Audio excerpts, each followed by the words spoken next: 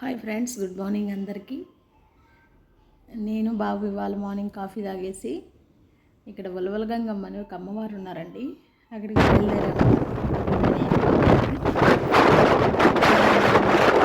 దర్శనం చేసుకొని చూడండి ఎంత బాగా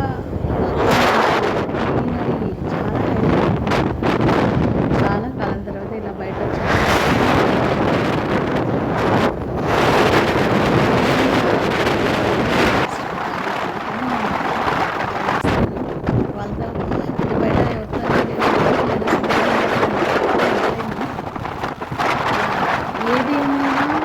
ప్రతి ఒక్కరూ ప్రతి నిమిషాన్ని ఆస్వాదిస్తారు.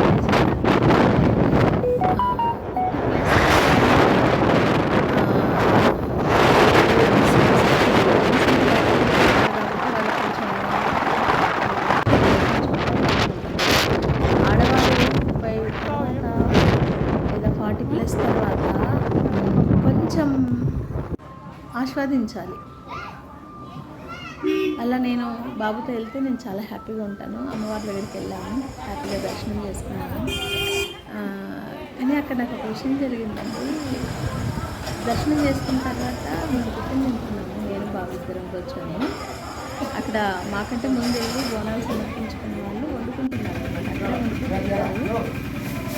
మమ్మల్ని చూసి, అంటే అంతకుముందు నేను ప్రసాదం ఇచ్చేటప్పుడు పరిచయం అయ్యారు, కూర్చొని మాట్లాడుతూ ఉండగా ఆవిడ కొంచెం కథ తీసుకొచ్చి ఇచ్చారు. నాకు ఇంకా కొంచెం పాజిటివ్గా అనిపించింది, మైండ్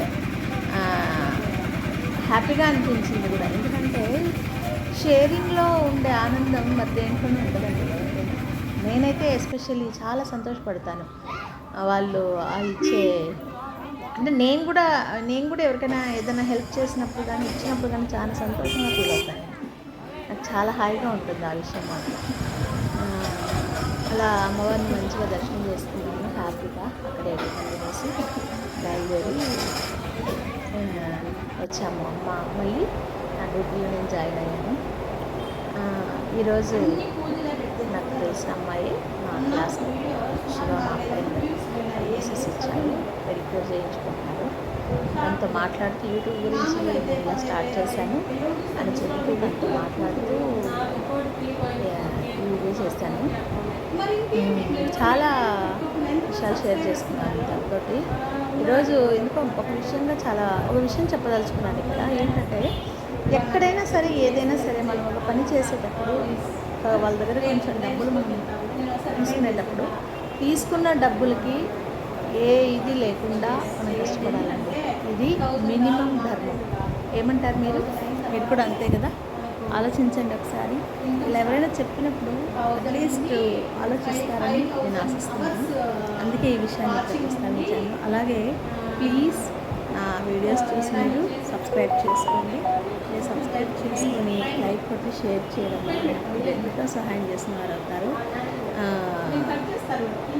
నాకెందుకో ఈ విషయాన్ని మీతో షేర్ చేసుకోవాలనిపించింది ఈరోజు. ఇంకా చాలా విషయాలు, కానీ నేను చెప్పలేకపోతున్నాను. చాలా సఫర్ అవుతున్నామండి పని వాళ్ళ వల్ల. ఎవరైనా సరే, ఇప్పుడు మనం కూడా చేసేది ఒక పని కదా. మనం చేసేటప్పుడు మన దగ్గరికి వచ్చి మనతో పని చేయించుకునే వాళ్ళని మనం ఇబ్బంది పెట్టకూడదు.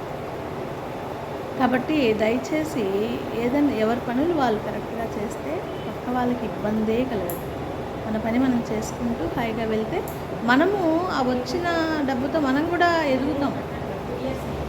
లేదు, డబ్బు ఏదో అట్లా మాటలు చెప్పేసి డబ్బుల కోసం పనులు చేసుకుంటే ఖచ్చితంగా ఆ డబ్బుతో మనం ఉపయోగించుకోలేము. ఏమంటారు? ఇది కూడా ఇంతేనా?